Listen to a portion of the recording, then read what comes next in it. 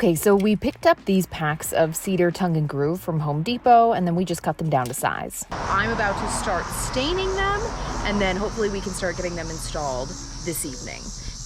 We weren't sure what stain we were gonna go with. We asked the lovely people of Instagram, so if you're not following us on Instagram, we post questions there a lot about what we should do with the camper, so go check it out, at Working for the Wild.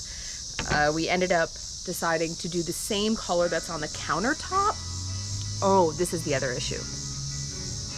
Our neighbors are back with band practice, and it's very loud. We're going with provincial, same as the countertops. Let's get going.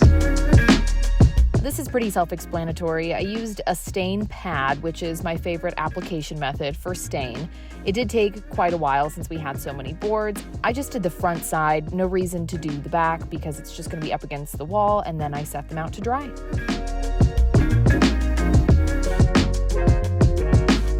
Okay, everything is stained, and I'm assembling the boards on the ground now in the way that I think they'll look the best on the wall. I just want to make sure that we're not like putting any of the knots where it's going to butt up against another knot strange, or like some of the boards have like knot holes in them, so we're trying to get those towards the bottom so you're not seeing like white wall poking through. I think it looks pretty good. This is the final lineup. We did have a little trouble finding studs on this wall because RVs are just built weird. There's a stud up here, but it's not down here. But are they all at least on these two edges? This is hard, and this is good, but in here, it's not till you get right here. I mean, we can nail it just directly into the wall right there. It just won't be in a stud. It's better than nothing. Ready? I think so. Let's make it happen. Okay, so first we installed the pieces around the door, which we'll call the door frame, just to make sure that all the other pieces we installed after lined up with that correctly. Then we started with the rest of the boards, and we did 3 nails across each board, 1 on each end where the studs were, and then 1 in the middle. Again, RV walls are not perfectly straight, so in some spots, the boards that Cole cut, they're a little too long in certain areas, but we don't want to cut all of them by like 1/8 of an inch because in other spots they fit perfectly. It's just because like nothing is perfectly 90 degrees, so the walls are just always a little bit funky in here. So we're just doing them in increments of like 3 at a time to figure out, okay, which ones do we need to cut, and doing it as we go along. And once we got going, this was pretty easy to do.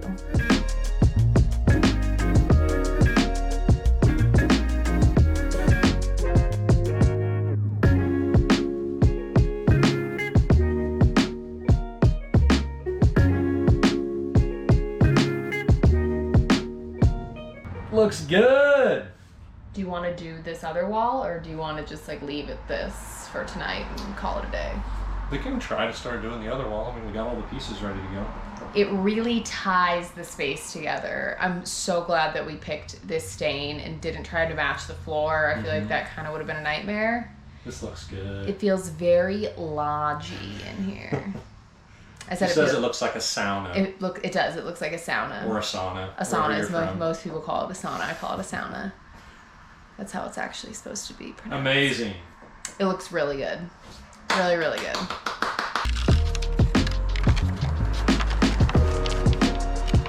Okay, so on to the other wall. This one was a little trickier. The wall behind the bed is slanted, which you'll see, and there were just some more complex cuts because we had to fit the boards around the cabinets and the nightstands. Okay, so we are pretty close to running out of daylight. This looks freaking awesome. There's one more kind of tough cut that we need to make. We have to cut quite a bit out so the board can wrap around those little end caps there. So we're gonna do that, and then we think the last couple boards will be easy, and then we're gonna call it a night here.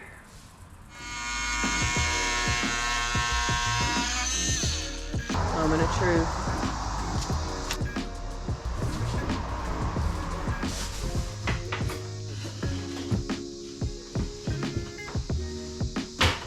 Not bad. How's yours?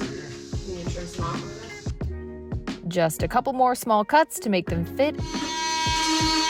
And we finally got it. Also, these boards were so fragile, we had to be super careful when applying any pressure during the installation process. Third time's a charm. Whoop, whoop. Look at that. She's in. Is she in?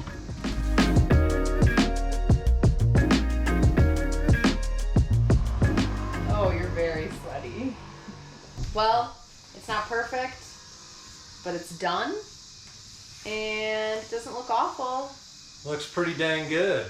We're gonna call it a night. I think this is, would you say that this is the biggest transformation in the camper so far? Absolutely. Well, yeah, maybe.